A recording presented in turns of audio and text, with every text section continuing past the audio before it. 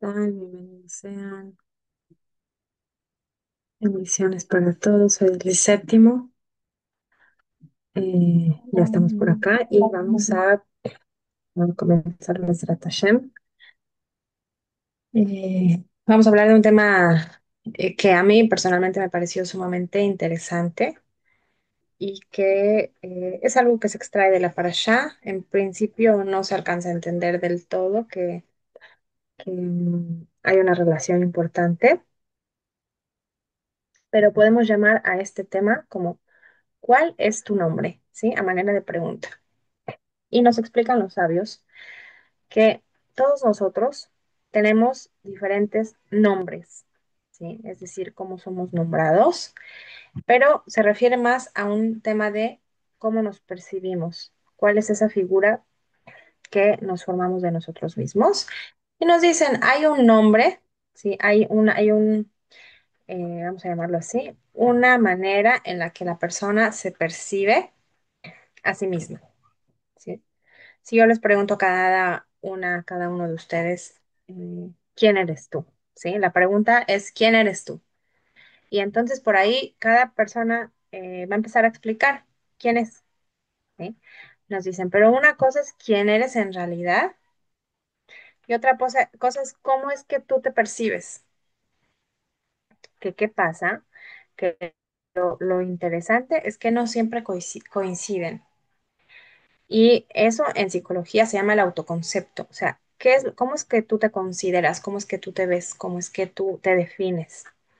Pero muchas veces esa autodefinición no es del todo objetiva, no es del todo concreta, sino que muchas veces nosotros nos vamos a explicar a nosotros mismos a través de quizá de miedos, ¿sí? De limitaciones, de frustraciones, de situaciones específicas, y entonces ese concepto nuestro va a quedar limitado. Entonces ya ahí hay una diferencia entre quién somos realmente y quién creemos que somos. ¿Se entiende la diferencia? Pero la cosa no termina ahí.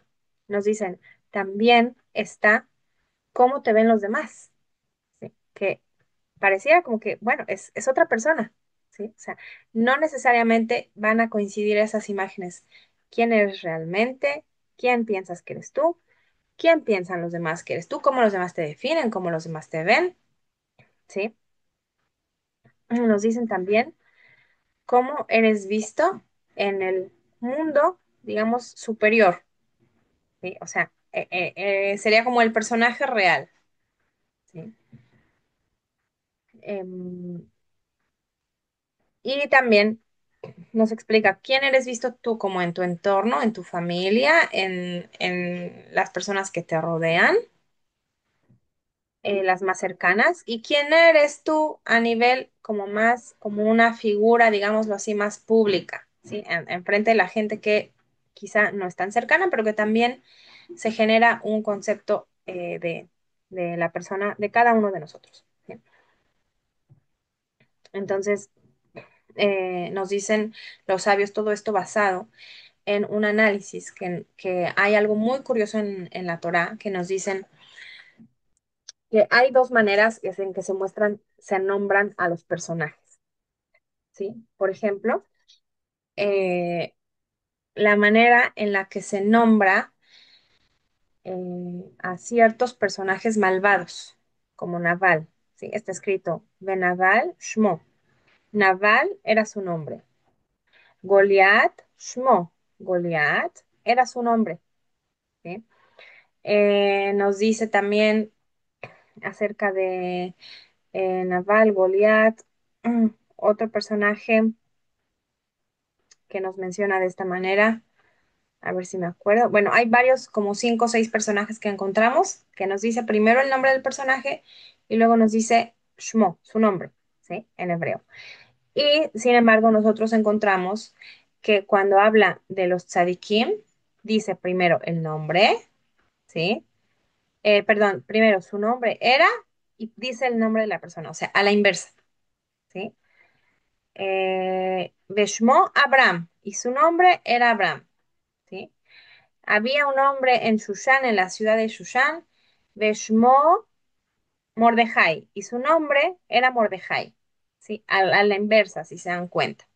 Entonces, nos dicen ya los sabios, hay una manera de distinguir, ya por la definición misma, si un personaje era tzadik o era malvado, ¿sí? Porque a los malvados nos va a decir, siempre va a preceder el nombre y luego va a decir, era su nombre, ¿sí? Va a decir, fulano era su nombre, fulano era su nombre. En todo el Tanaj, si encontramos esa definición, primero el nombre de la persona y luego la definición, ese era su nombre, nos dicen, ese es un malvado. Pero en el caso de los tzadikim, nos dice su nombre es y nos dice el nombre de la persona, ¿sí? Y de ahí es que nos dan esta explicación porque nos dicen, no es lo mismo una persona que, digamos, un poco apelando a esta parte, perdón, nos dice, tiene que ver como con una especie de engaño. La persona se cree, y ahí está donde está el punto, digamos, donde lo queremos conectar. La persona se cree que esa es ella, ¿sí? O sea, su concepto es como que lo deja muy limitado y se pone en un recuadro, ¿sí? En un marco. Dice, yo soy este. Y finalmente esos terminan siendo los malvados, los que no se preguntan sobre sí mismos, los que se definen, esto soy yo, y ya está. No, no hay derecha, no hay izquierda, no se salen de ese marquito, ¿sí? Por eso dice, eh, su nombre, o sea, es como su nombre lo tienen muy claro, ¿sí? Por eso es que primero cuando la Torah los define va a decir primero el nombre de la persona y luego la palabra era su nombre. Y sin embargo, una persona que está todo el tiempo en crecimiento, está todo el tiempo en transformación, entonces primero se dice su nombre era, ¿sí? Y entonces nos viene el nombre de la persona como algo que no lo encasilla, vamos a decirlo así. Hay una pregunta, porque justamente en esta parashá, cuando habla de Labán, sí, Labán, el hermano de Rivka, justamente usa este concepto como em, eh, Beshmo Labán, y su nombre Labán. Y entonces nos dicen los sabios, espérate, es el único personaje que no encuadra con esta lógica, porque sabemos que él era embustero, era engañador, ¿sí? Y sin embargo, en la manera en la que aparece su nombre,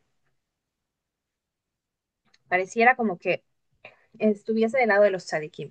Sobre eso hay una explicación larga, pero yo se lo resumo, porque en realidad yo me quiero enfocar entonces en el tema del autoconcepto y del nombre, que finalmente, bueno, nuestra temática es hacia una cuestión más psicológica y el hecho de cómo nos definimos es algo muy importante, pero les resumo solamente para terminar con esta fuente de donde lo sacamos y nos dicen que el Orahaim y hay varios rabinos que analizan a este personaje y nos dicen que sí, ciertamente Labán era malvado y no era realmente una buena persona, pero tuvo una buena acción en ese encuentro donde la situación de Rivka, cuando llega Eliezer a pedir la mano, digamos, de Rivka, y nos dicen que él tuvo una, digamos, una cosa buena, que es que la intención de Labán sí era sacar una ventaja, eso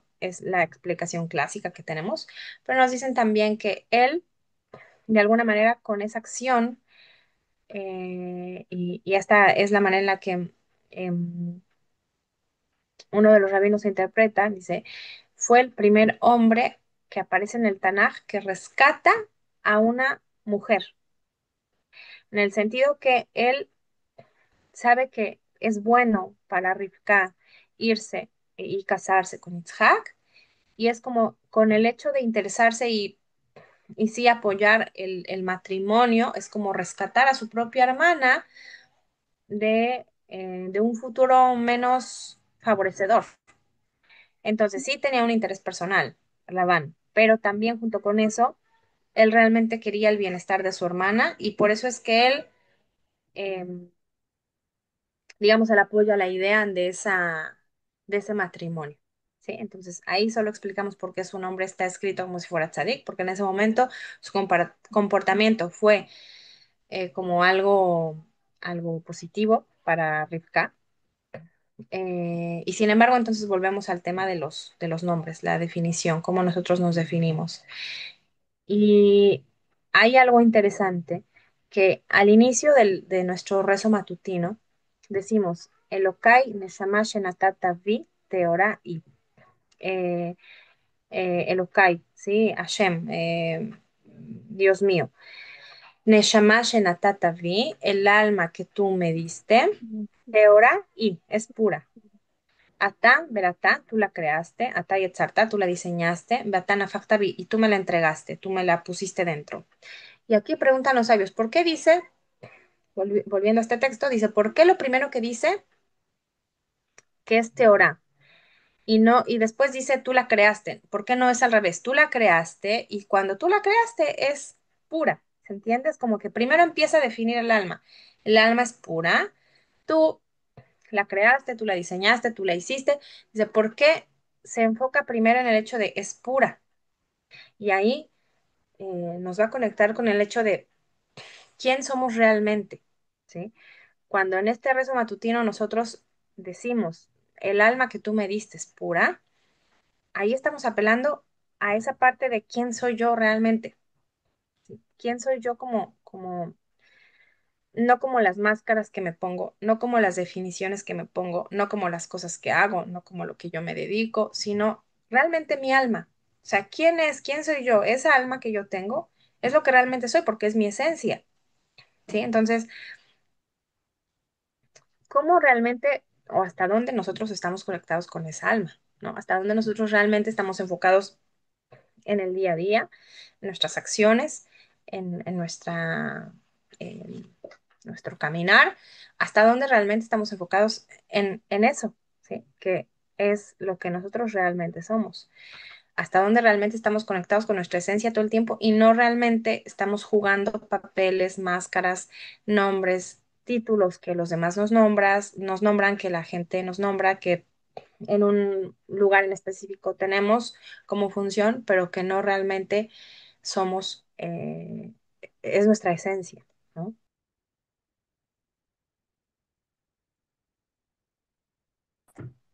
Y aquí el rap dijo algo también muy fuerte, que es que dijo que si una persona, dice, tiene, cuando está en lo privado, cuando está ella sola, y la imagen que se le devuelve de sí mismo es más simple de la imagen que tiene delante de la gente, dice, es algo grave. O sea, dice, hay dos personas, hay dos acepciones de la persona, ¿no? Cómo te ven los demás y cómo te ves tú mismo.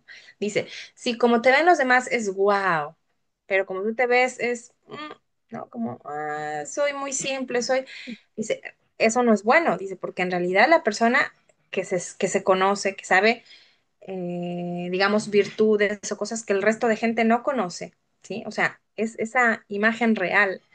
Y si la persona realmente,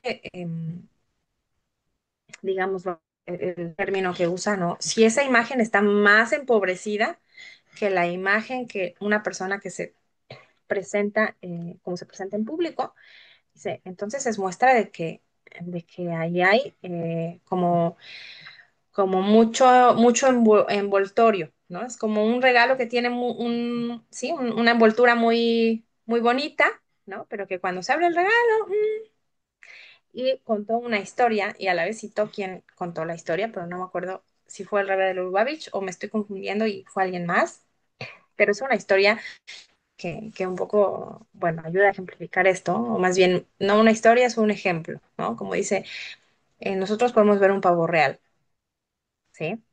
Y quien ha visto un pavo real, bueno, una imagen o un pavo real real, uno ve como sus plumas son realmente muy esplendorosas, ¿no? Son coloridas, tienen muchos matices, muchas tonalidades.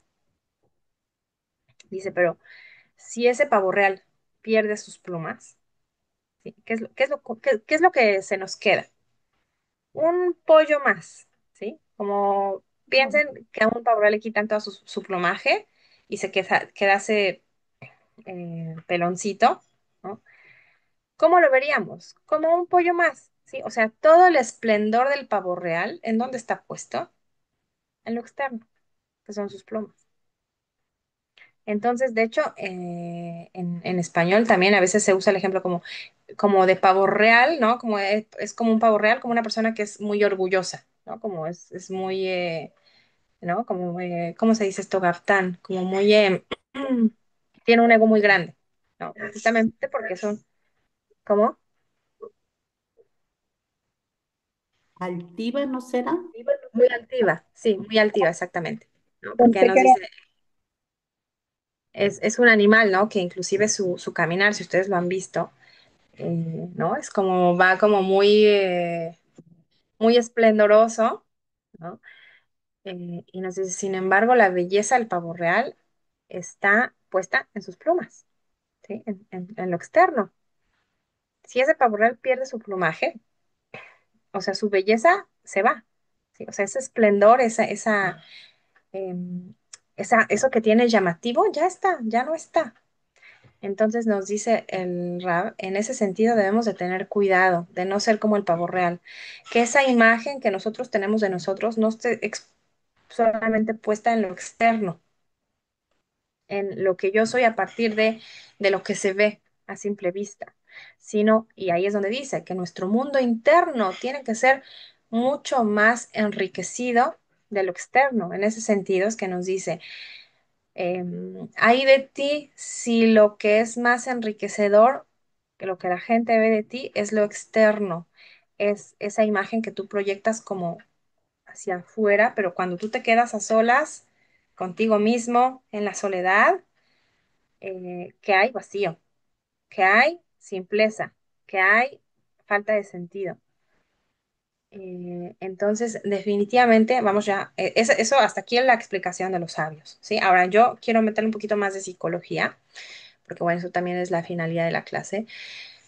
Y me voy a ir a este término del autoconcepto y cómo es que la persona se va construyendo esta imagen de sí misma. Porque ciertamente al inicio de la vida de cada persona, esa imagen está más construida desde una fuente externa. O sea, un niño pequeño va a ir construyendo su autoconcepto a partir de lo que le dicen que es, ¿sí? A partir de la imagen que le devuelven los demás, sus cuidadores, sus familiares cercanos.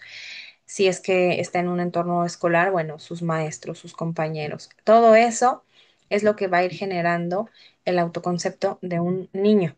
¿Sí? Si a un niño al que le dicen todo el tiempo eres muy bonito, eres muy guapo, eres muy hermoso, entonces esa persona se va a autorreafirmar como una persona bella, ¿sí?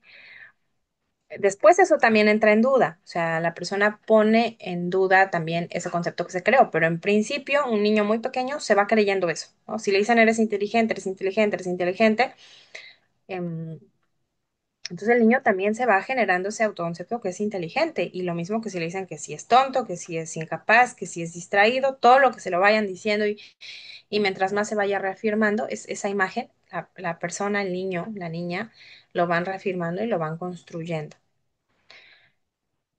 Conforme va pasando el tiempo, van pasando los años y sobre todo en- en el entorno escolar, porque el entorno escolar viene a poner muchos desafíos, ¿no? O sea, en términos sociales, una persona tiene que aprender a socializar ya no con las personas de su familia, que necesariamente lo quieren, lo apapachan y lo cuidan, sino en el entorno escolar hay de todo, están los que lo quieren, los que no lo quieren, los que molestan, los que, ¿sí? Entonces, ahí en términos sociales es desafiante y en términos cognitivos también es desafiante, porque los niños tienen que aprender ya a llegar a ciertos resultados, ya sea de calificaciones o simplemente de ir teniendo logros.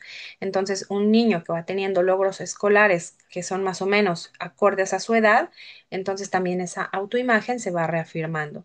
Si el niño va quedándose rezagado, va quedándose atrás en términos de aprendizaje o términos sociales, entonces eso también le va a llevar a preguntarse si esa imagen que tiene de sí mismo es una imagen correcta o incorrecta, si es realmente inteligente o si no lo es, si es realmente bello o no lo es, ¿sí? De acuerdo a la aceptación que va teniendo en su entorno. Y justamente en la psicología, digamos, que le llaman positiva, nos dicen que importante es cuando se le crea ese autoconcepto en los niños, no se trata de decirle todo el tiempo, eres muy inteligente, sino más bien reafirmar la capacidad, eres muy, muy capaz, porque se han hecho estudios donde, por ejemplo, le ponen un examen a niños que se creen inteligentes, ¿no? Y les ponen a propósito un examen difícil para que no lo sepan contestar, ¿sí? Y entonces, ¿qué se notó? Que esos niños que se creen inteligentes tienen mayor frustración. ¿Por qué? Porque su propia expectativa de sí mismos está muy elevada, ¿sí? Porque ellos dicen, yo soy muy inteligente. Entonces, en el momento que les ponen una, eh, un examen que no es, que realmente está por encima de sus capacidades, entonces ellos dudan de eso, ese autoconcepto, ¿no? Si realmente soy inteligente. Pero si al niño, en vez de decirle eres muy inteligente, le dicen eres muy capaz, eres muy comprometido, ¿no? Que no es que le están reafirmando algo que ya es, sino el hecho de ser comprometido, el hecho de ser capaz, te ayuda a enfrentar dificultades. ¿Se entiende la diferencia? Eres muy, eh, estoy pensando cómo decirlo, o sea, te esfuerzas mucho, ¿sí? Por ejemplo, es mucho mejor decirle a un niño, te esfuerzas mucho que decirle eres muy inteligente, porque el inteligente quizá por ahí en el camino piensa que ya no tiene que esforzarse, porque ya nació inteligente, ¿no? Entonces no se trata de crearles un concepto de eres esto porque ya naciste así, sino todo se tiene que construir, ¿no? Entonces, si se le dice más bien, eres muy capaz o eres una persona que se esfuerza mucho, entonces eso es mucho más positivo para el niño cuando se le crea la autoimagen em, que decirle automáticamente eres inteligente. Adelante, Ana Galila, escuchamos. Gracias, Mora. Me hace recordar que cuando mis hijos estaban chicos, siempre me decían, no puedo, no se frustraban por la tarea y pues yo en ese tiempo no sabía nada de inglés, y es que estaba igual, pero les decía, sí, sí puedes, no importa que salga mal, pero sí puedes. Entonces, es algo que, como que yo misma me decía a mí misma, ¿no?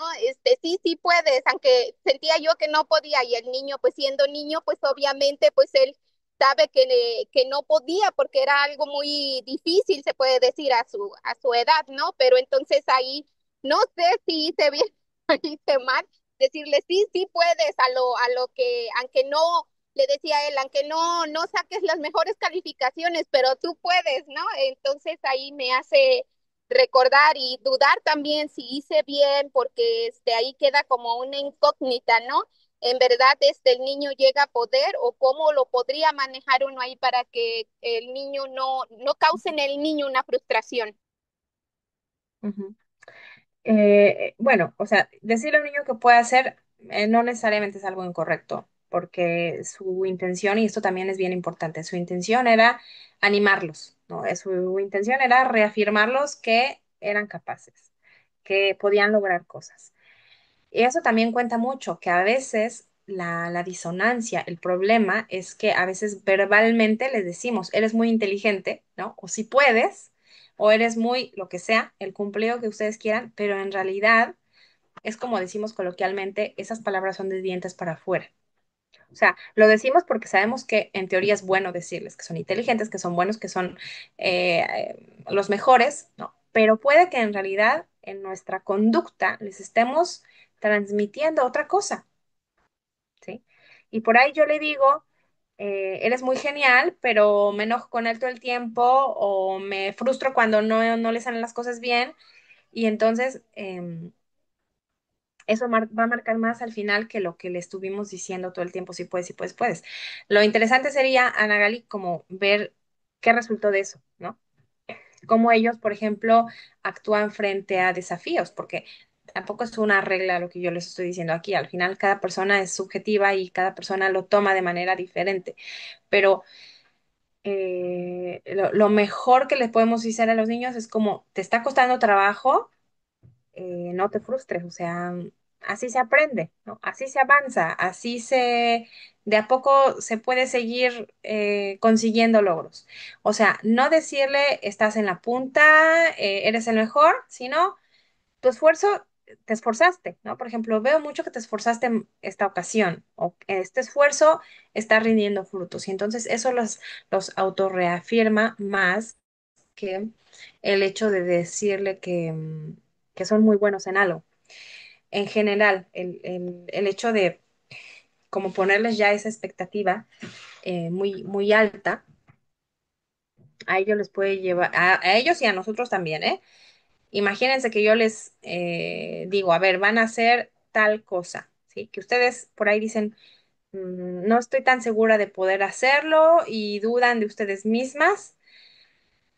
No es la misma manera en la que enfrentamos algo cuando sabemos que el proyecto está por encima, un poco encima de nuestras capacidades, que cuando es algo que sabemos que lo podemos hacer eh, de una manera fácilmente, ¿no? Entonces, siempre cuando ese proyecto está por encima, puede generar duda, puede generar intranquilidad, estrés, ¿sí? Ansiedad. ¿Por qué? Porque la persona no sabe hasta dónde va a lograr hacerlo. Y ese es nuestro problema, que pensamos que eso nos va a definir, ¿no? Y volviendo al punto de inicio de la clase, a veces pensamos que nuestros aciertos o nuestros desaciertos nos definen.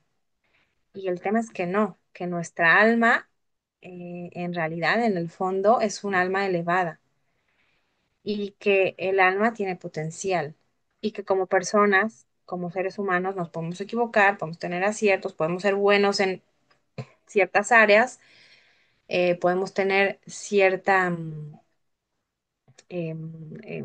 habilidades más desarrolladas en ciertas áreas, pero en realidad una persona, por ejemplo, ¿no? Una persona que tiene facilidad para los números y entonces llega a ser un matemático, ¿es porque nació con esa capacidad? No, por ahí y sí tenía más facilidad que alguien que no es matemático, pero seguramente que también le implicó esfuerzo de estudio, ensayo y error, reprobar, aprender, estudiar y ser constante, como cualquier cosa, ¿sí? Ya sea una persona que, por ejemplo, el área del arte también a veces es como que socialmente solemos quitarle cierto mérito, ¿no? Como a esa persona nació como con ese don, ¿no? Con el don de la música, el don de la pintura, el don de la escritura, y la realidad es que no, que sí se puede tener una mayor facilidad para algo, pero una persona que es músico, ¿sí? Y si alguna de ustedes toca algún instrumento o tienen algún familiar que sea músico, o sea, la gente que es músico realmente practican y ensayan y todo el tiempo están practicando y están los músicos profesionales, o sea, son horas y horas y horas de ensayo, ¿sí? Lo mismo que un bailarín profesional o que un deportista profesional, o sea, es dedicarse a eso. Entonces, la pregunta es, ¿eso que yo defino o que yo creo que me define es realmente, y aquí vuelvo a un punto importante, que al final de cuentas, así una persona sea excelente en un deporte, en matemáticas, esto, al final eso no lo define. Puede ser muy bueno en una área, puede ser un gran deportista, un gran matemático, un gran cantante, un gran historiador, pero al final de cuentas, esa persona no es, sí, eso que hace no es la persona, sino es una área, es su profesión, es la manera en la que la persona se gana la vida, pero eso no es la persona, sino la persona es algo más interno, algo eh, más profundo, ¿sí? Que es el tema del alma, que es esa parte pura y no sé si termine de contestar por qué nos dice esa alma que tú me diste es pura, tú la creaste, sí, tú la hiciste, tú la diseñaste, nos dice esta interpretación, esta explicación, que antes de, o sea, en el momento que la persona es creada, ya hay algo que es el alma que está antes. ¿Sí? Cuando dice, tú me creaste, tú me diseñaste, antes de crearme y diseñarme como persona, digamos, y pensando en el plano de cuando esta aclaración también me gusta hacerla, que en el judaísmo no todas las líneas apoyan el tema de los Gilgulim, de las reencarnaciones. No es una buena palabra porque la reencarnación es un concepto budista, pero bueno, en español esa es la palabra que tenemos y ni modo, pero en hebreo los Gilgulim no necesariamente no es a la par de la reencarnación como el budismo lo plantea. Entonces eso es bueno que lo sepan. Pero, digamos, hablando de que en una vida que tiene la persona, esa alma que tiene es precedente a la vida, ¿no? O sea, nuestras almas fueron creadas antes de lo que nosotros como personas de carne y hueso fuimos creadas. Entonces, ¿por qué empezar el día con esa frase? Dice, para que realmente conectes con esa esencia, ¿sí? Para que realmente eso que eres tú sea lo primero con lo que conectes. Sí es cierto que al final del día nos movemos con ciertos títulos, con ciertas máscaras, con ciertas funciones, ¿no? Por ejemplo, hay planos donde nos movemos como esposas o como esposos o como padre, como madre, como empleado, como hermano. Sí, son ciertos aspectos nuestros, pero al final del día no somos eso, eso solo es un aspecto de nosotros. Y es importante conectar con eso. También incluyendo el tema de la gratitud, o sea, cuando una persona abre los ojos y decir lo primero que dices, tú me estás dando esta alma, aprovechar esos 3, 5 primeros minutos que ustedes se despiertan para decir gracias. O sea, recién nos despertamos ya empezar dando gratitud. Y también cuando ya están metidas en la cama, ya se están por ir a dormir, que los últimos pensamientos que tengamos antes de irnos a dormir también sean de gratitud. Y van a ver cómo eso va a conectar también como con algo más trascendente, no solo enfocándonos, piensen ustedes, cuántas veces, cuántos días del año ustedes se despiertan y enseguida empezamos con pensamientos de tengo que levantarme, tengo que correr, tengo que hacer, tengo que ir, tengo que, ¿no? Y ya estamos abriendo todo, sí es cierto, tenemos muchas cosas que hacer y es bueno estar activo y tener, pero antes, sí, darnos esos, yo les digo, 2, 3 minutos de que nos estamos recién levantando, hacer conciencia. Yo no soy esa que va a ir a hacer y comprar y lavar y tender y trabajar y atender a fulano y ¿no? O el que tiene que ir a trabajar. Yo no soy ese, o sea, ese es un aspecto mío, pero eso no soy yo realmente. Es como conectar con nosotros y conectar con Hashem. Ahí recién estamos despertando.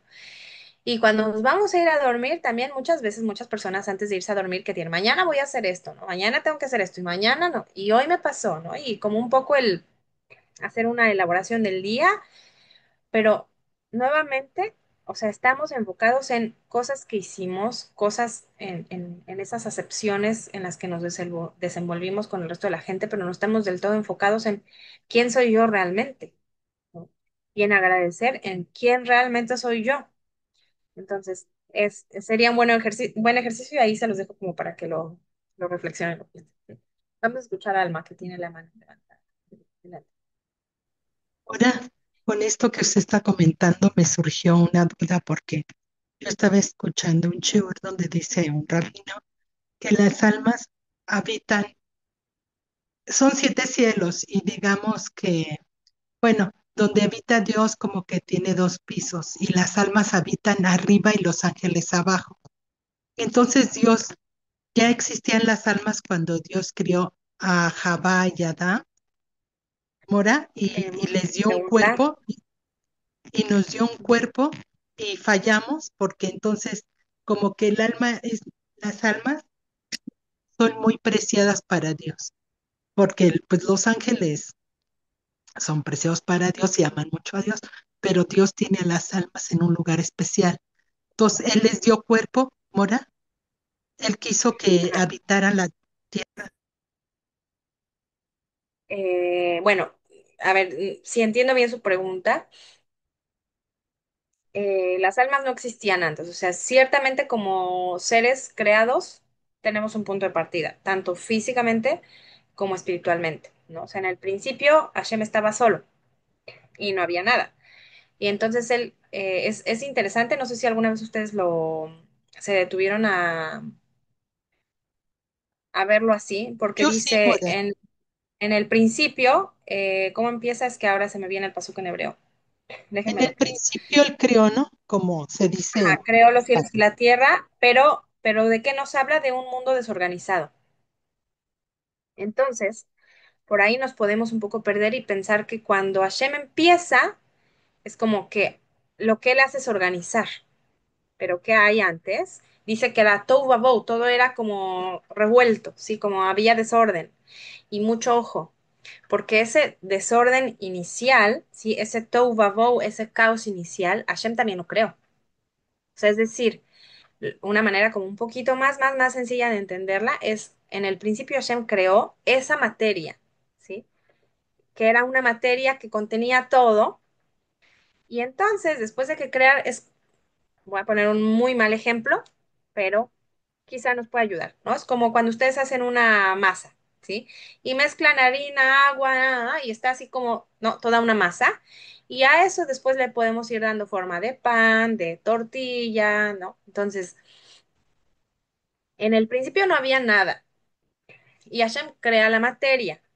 Y de esa materia entonces se empieza a organizar y empieza cada día, ¿no? Hace el día y la noche y entonces va generando y va separando y va haciendo y entonces dentro de ese avanzar también crea por supuesto las almas y al final en el sexto día es que decide hacer la creación hombre como un ser. Los ángeles fueron creados antes, ¿sí? Pero digamos respecto a su pregunta si el hombre es más preciado que el ángel. No sé si lo llamaría más preciado, pero digamos que sí tenemos una ventaja, vamos a decirlo así, sobre los ángeles, ¿sí? Que los ángeles son, o sea, ellos tienen una ventaja sobre nosotros, nosotros tenemos una ventaja sobre ellos. La ventaja de ellos es que ellos son solo seres espirituales y no están limitados por el cuerpo. Nosotros estamos más limitados que los ángeles en ese sentido porque tenemos cuerpo, pero la diferencia es que los ángeles son ejecutores de funciones divinas, o sea, para, para resumirlo en palabras más simples, son como, como robots espirituales, ¿sí? Hashem le manda, tienes que hacer tal acción y el ángel va. Hay ángeles que están, hay 7 tipos de ángeles, entonces los que están alabando todo el día a Hashem, ¿no? Por ejemplo, ¿por qué? Porque tienen esa función, no la cuestionan, o sea, simplemente ejecutan, ¿sí? Pero nosotros, en ese sentido, nuestro potencial es más elevado porque gracias a que tenemos esa capacidad de elegir, ¿sí? O sea, podemos irnos muy abajo en el fondo, ¿sí? Y desconectarnos de Hashem. Y hay personas, ¿no? Como creaciones humanas, digamos, que niegan a Hashem y que dicen, no, yo no creo en nada, no, yo soy súper, ¿no? Soy ¿cómo se dice esto? Soy independiente, ¿no? Yo vengo de la evolución y bueno, desconectar por completo esa raíz espiritual de la fuente, como podemos llegar desde la Tasha a un gran potencial.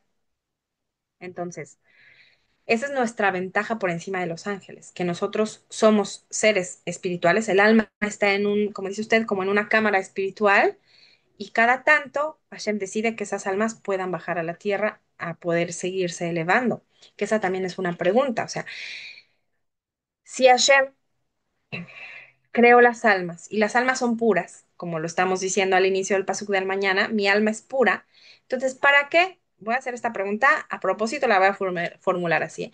¿Para qué Hashem manda a este mundo el alma que es pura para que se ensucie, ¿sí? En el mundo espiritual? Porque en algún momento nos vamos a equivocar, en algún momento nos vamos a caer, ¿sí? En algún momento vamos a hacer las cosas mal. Entonces, eso no está refinando el alma, eso la está separando de Hashem. Entonces, ¿para qué? Si alma ya es pura, ¿para qué mandarla aquí? ¿Qué piensan ustedes? Yo Si pienso ya que está en un lugar elevado, Mora, sí, sí. porque el alma tú la insuflaste, tú la creaste, tú la formaste en mí y tú la tomarás de mí algún día, ¿no? Dice así los rezos de la mañana. Pero el alma, pues ya pecó con el pecado de Java y de Adán. Entonces, el alma, las almas se purificaron por ellos y estamos haciendo la rectificación del pecado que ellos cometieron. Creo yo eso, Ok, Moranos. ok, gracias por el comentario. Vamos a escuchar ahora a Nagali. Adelante, Nagali. Gracias, Mora. Bueno, también este es un mundo de acción, ¿no? Y es aquí que venimos a accionar, a hacer acciones, porque como almas, si no revestimos en el cuerpo, ¿cómo vamos a accionar en el mundo de las almas? Entonces, precisamente por eso estamos aquí, para hacer acciones, ¿no? Para accionar. Gracias. Mm, adelante, Alicia. Señora Alicia. Sí, sí, señora Alicia, adelante. Buenos días, Mora. Gusto de verla. En palabras simples, yo diría, si mi hija se ensucia las manos, ¿cómo, cómo le demuestro yo a ella que existe el agua? Lavándole las manos. Entonces, es- o sea, pienso que si Dios nos mandó puros, sí es, pero para que también recordemos hacia dónde dirigirnos o tener la idea de quién es Él también. Pienso yo, no sé si estaré en lo correcto. Sí, sí, todas las que han comentado están bien encaminadas, pero voy a agregar algo. Los sabios nos explican que nuestra alma tiene una acepción femenina y una acepción masculina, ¿sí? Entonces, en el mundo espiritual donde están las almas, ahí nuestra alma está más con una acepción femenina, que es una posición más pasiva, donde, digamos, es más estática, o sea, está ahí y está en el mismo nivel. En el momento que Hashem la manda al mundo material, esa alma tiene más esa acepción masculina, que justamente viene a partir de la acción. O sea, el alma viene aquí a trabajar, ¿no? Viene de esa posición pasiva, porque, ok, sí, Hashem la hizo pura y está en un nivel muy bueno, pero finalmente esa alma está estática. Y aquí la manda para que esa alma siga elevándose, ¿no? Para que siga subiendo y para que en determinado momento pueda alcanzar un nivel más elevado. Pero ese nivel más elevado se adquiere justamente a través de la acción, ¿no? Entonces, eh, ahora lo voy a poner en términos como más físicos, ¿sí? Hay una clase a la que yo voy, es de Pilates, y entonces obviamente dentro de la clase la maestra siempre nos dice, bueno, que se esfuerzan todo esto. Y encima la mujer, o sea, es una mujer que tendrá 60 y algo de años y, o sea, se ve súper joven. Y entonces ella decía, ¿no? Que el esfuerzo es algo bueno. Entonces que cuando mis nietos se quejan, cuando vamos a la tienda me dice, por ejemplo, yo les pongo a que carguen una bolsa, ¿no? O en casa ponerles a ayudar. Y entonces dicen, ay, es que me cuesta trabajo, ay, es que me pesa, ay, es que me cuesta, ¿no? Y entonces ella les dice, qué bueno que te cuesta, porque entonces significa que tus músculos están trabajando y te estás fortaleciendo. Y ella dijo, o sea, muchas veces les ahorramos trabajo a los niños porque dicen, no, la típica imagen del niño que dice, es que me pesa la mochila. Dice, cuando mis hijos me decían, me pesa la mochila, yo les decía, oh, qué bueno, estás fortaleciendo tus músculos, estás cargando, sí, estás fortaleciéndote. Hablando obviamente desde la posición que le digo que es una maestra de Pilates y que habla en términos del cuerpo, ¿no? O sea, si tus músculos trabajan, si vas a la tienda y cargas las bolsas, sí, te pesa, sí, pero ese peso te está ayudando a construir masa muscular, a construir tu cuerpo, ¿no? A fortalecerlo. Entonces dice, qué importante, decía la maestra, es no ahorrarle a los niños trabajo porque dicen, ay, es que me cuesta, ¿no? Y en general, así es en la vida, ¿no? Si algo nos cuesta, podemos verlo desde, hoy me cuesta, hoy me pesa, ay, qué difícil, ¿no? Sí, sí es cierto, pero esa dificultad, ya sea en términos espirituales o en términos materiales, es algo que te está fortaleciendo. Porque si nos quedamos estáticos, si nos quedamos, piénsenlo ustedes, una persona que está enferma y Dios no quiera, pero está postrada en cama, el cuerpo se va deteriorando de otra manera. Lo mismo el alma, ¿no? El alma que está estática y no se mueve y está completamente pensándolo en el mundo ya material. Personas que están toda su vida está enfocada en lo externo, ¿sí? En ir al gimnasio, en hacer compras, en cómo se ven externamente, cómo se visten, cómo se maquillan, cómo no. Y todo está basado en su imagen, en cómo se muestran al mundo. Todo es externo, todo es material, ¿sí?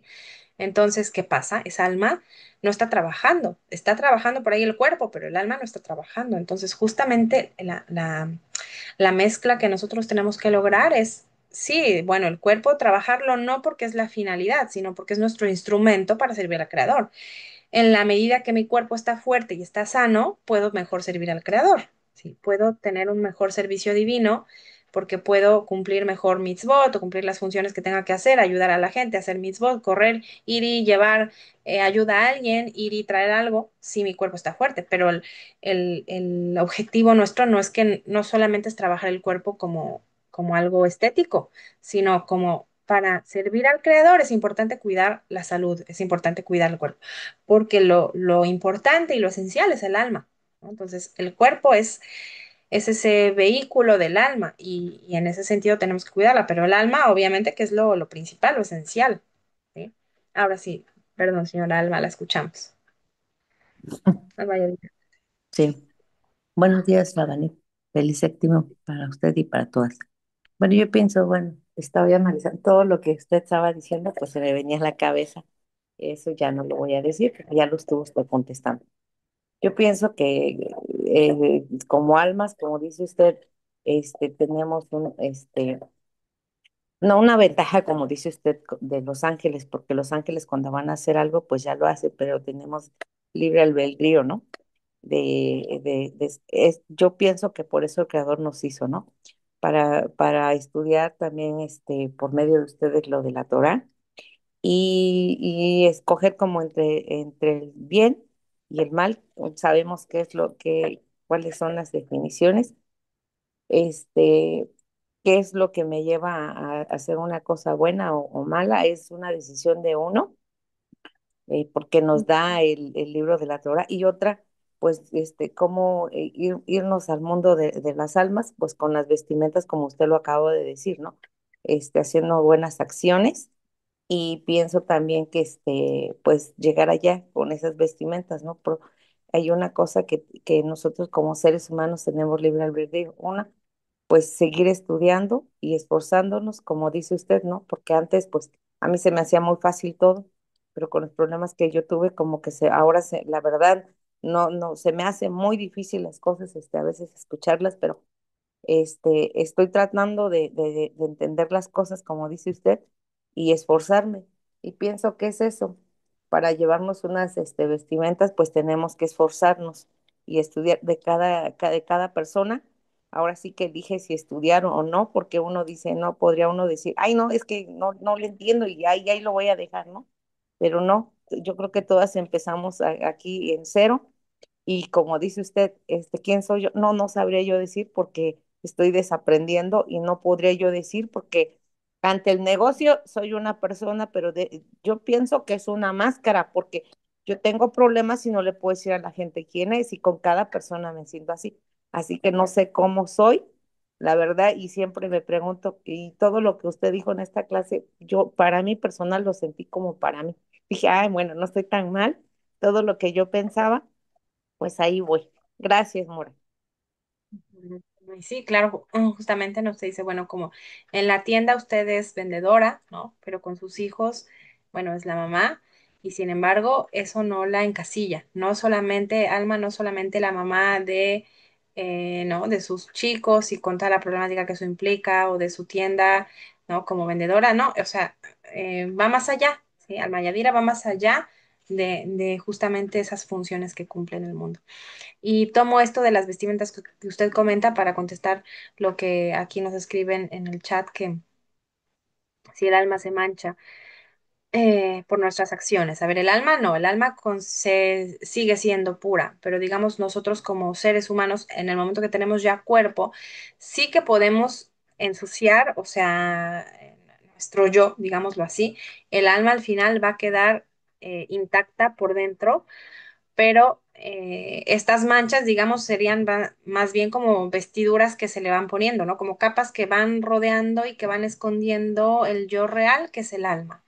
Entonces, mientras una persona viva más y se mueva más en un plano exterior, de mentira, de cosas que son completamente externas, o que simplemente las funciones que va viviendo, se mueva a través de proyectar una imagen que no realmente es, ¿no? Y eso también, por ejemplo, en el mundo de las redes sociales y de la psicología se está analizando mucho, como obviamente la gente intenta mostrar una imagen de alguien que no es, ¿no? O sea, la gente sube fotos, videos y muestran su vida y aún así, o sea, eso no nos muestra la realidad de la persona, porque cuando la cámara está apagada, ahí es donde realmente la gente, ¿no? O sea, mucha gente que se dedica y que tiene éxito en tema de redes sociales, no estoy solamente hablando de la gente normal que, bueno, que sube cosas y que sus amigos y conocidos le puede poner algún comentario, sino gente que se dedica, ¿no? Y que ese es, inclusive dicen, es mi trabajo, ¿no? Es gente que todo el tiempo están queriendo conservar una imagen que no es real, ¿sí? Porque justamente esa imagen es la que vende. Entonces, ¿hasta dónde? Y esa es la pregunta, ¿hasta dónde la imagen que nosotros tenemos, y vamos a seguir con este tema también la siguiente vez, hasta dónde es más una cuestión de mentira, es una cuestión de proyecciones, pero no somos nosotros realmente? Entonces, justamente el pecado apunta a eso, que el pecado lo que hace es que es esconder realmente lo que somos, ¿no? Nos hace poner una capa más y es movernos más como en el mundo de mentira, como eso que tus acciones no eres tú, ¿no? Este error que tú cometiste, estas transgresiones que tú estás haciendo, eso no es tu alma, sino ese es un recubrimiento que tú le estás poniendo y es como te estás yendo de la ruta, te estás perdiendo, pero en realidad por dentro tu alma ahí está, sigue estando intacta. Entonces, bueno, eso para contestar y vamos a escuchar. Aquí hay otro comentario. Sería la felicidad, la pasión por poder llegar al desarrollo, pero ahí no entendí con qué estaba conectado, con qué de los comentarios. O sea, al final, si quiere comentarnos, adelante. Por ahora escuchamos a la señora Alicia. Adelante. Ahora me surge una pregunta. Cuando Dios creó pares, o sea, creó lo puro y lo no puro. Cuando, mi pregunta es, ¿el alma siempre será pura? Porque si recuerdo en Shaul, dice que desde el vientre de la madre ya él no era bueno. Entonces, el alma de él era, no era pura. No, Y si el seguro que sí. alma, Era pura, no, sí era pura, pero digamos que venía con una especie de, todas las personas tenemos esa posibilidad, o sea, de ser una persona muy elevada o caer muy bajo, ¿no? Digamos así, como un gran rasha. Nada está definido desde antes de nacer, pero el alma, digamos, es que tiene mucho potencial, y el potencial puede ser como hacia la pureza o como hacia la tuma.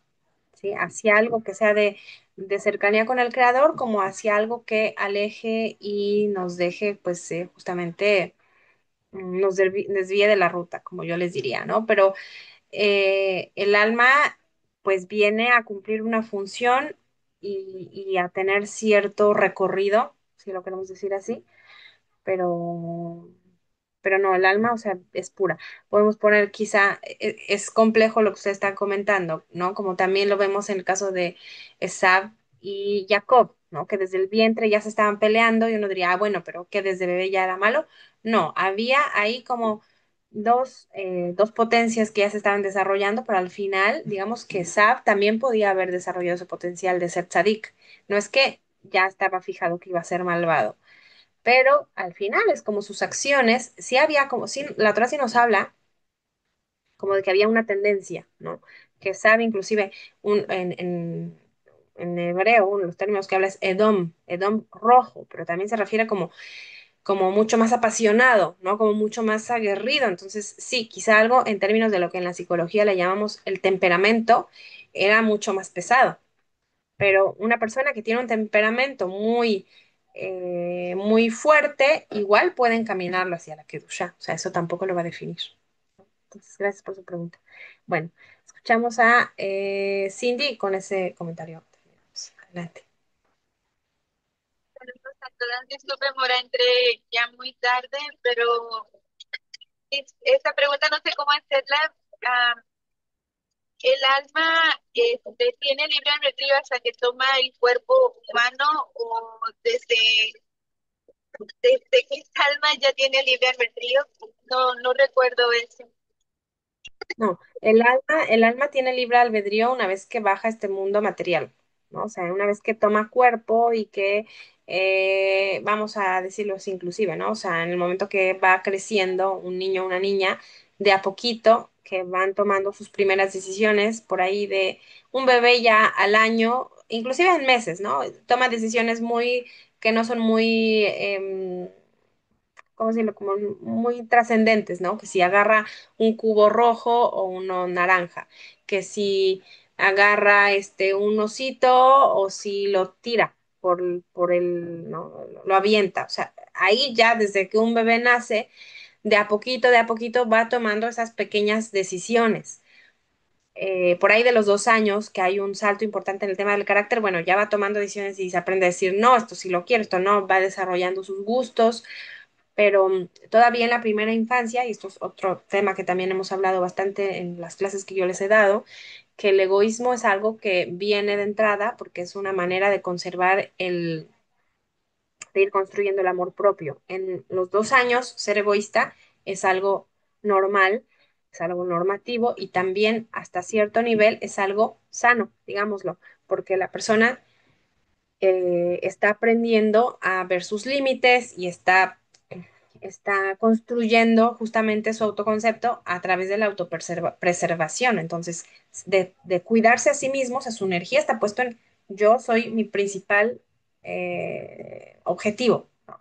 Y conforme de a poquito van creciendo, los niños ya por ahí de los 6 años van empezando viendo hacia afuera, pero sí es cierto, y es un tema que después lo podemos seguir hablando.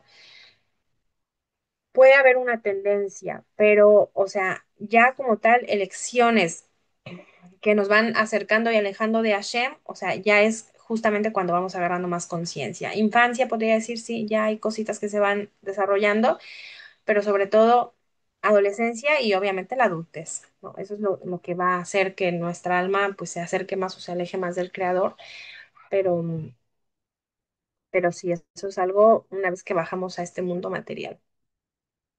Así que bueno, pues Ahora, gracias a Mora, todas ahora todos que estuvieron por... disculpe, ay, disculpe, no Sí, sé si adelante, puedo hacer adelante. todavía esta pregunta. A ver, vamos a ver. Dígala y le digo si la Entonces, alcanzamos a contestar o la dejemos para ok, después. Sí. entonces, ¿cómo se podría decir que tuvieron libre albedrío el alma, que las almas cuando decidieron venir acá como a ganarse esta misericordia, este amor de Dios? ¿Cómo se podría decir? Eh, bueno, sí, los rabinos dicen que el alma, como dice, quieres bajar y quieres elegir, pero al final sigue siendo una elección limitada, ¿no? O sea, no es que el alma decide en un mundo superior que va a destruir o que va a matar o que va... Entonces, hay algo que como alma, digamos, tiene capacidad de elegir en cierto marco, pero en el mundo material es que eso se potencia todavía más. Pero son niveles muy, muy diferentes. ¿Sí? Bueno, Entonces Mora, no sería una, lo mismo como libre albedrío. Ay, perdón, señora Alicia. no, no como lo conocemos, no, no, porque es en, digamos, en un mundo espiritual. Eso sería otra Ok, cosa. ok, muchas gracias, Mara. Disculpe, señora Alicia. Sí, señora Lisa, la escuchamos. no se preocupe. Mora, algo cortito, tal vez sí pueda dejarla para la próxima, porque esta paracha me dejó la jupa así dando vueltas, donde dice que cuando Abraham manda a traer a la esposa de Isaac, dice que lógico que se encuentra a Rivka, pero dice que Rivka tenía 3 años. Entonces, ¿cómo? O sea, dice que Mm, tenían que sacar el agua del pozo, o sea, como una niña de 3 años y como un hombre de 40 años iba claro, a casarse con una niña de 3 años. Entonces, todas esas fechas claro. me... Pero Sí, sí, sí, después es algo pueda complejo. Es contestarme. algo complejo y si quieren, claro que sí lo puedo contestar después, pero hay que Ok, desarrollar por lo menos 5 minutos la respuesta, ¿sí? está bien, Así que está bueno, bien. Se le por agradezco ahora me mucho. despido. Gracias a ustedes, gracias, Gracias. señora Alba. Gracias a la señora Gisela y bueno, les da que tengan sigan pasando un excelente séptimo, una buena semana, todo lo mejor, bendiciones. abundancia, salud y con la ayuda del Eterno nos encontramos la siguiente ocasión. Mm. Besrat Amén, Hashem, mira, muchas gracias. gracias. Shalom, Anita. Shalom Saludos para a Gracias. todas, todas. Sí, chicas. gracias, Felices Alma. Bien. fiestas.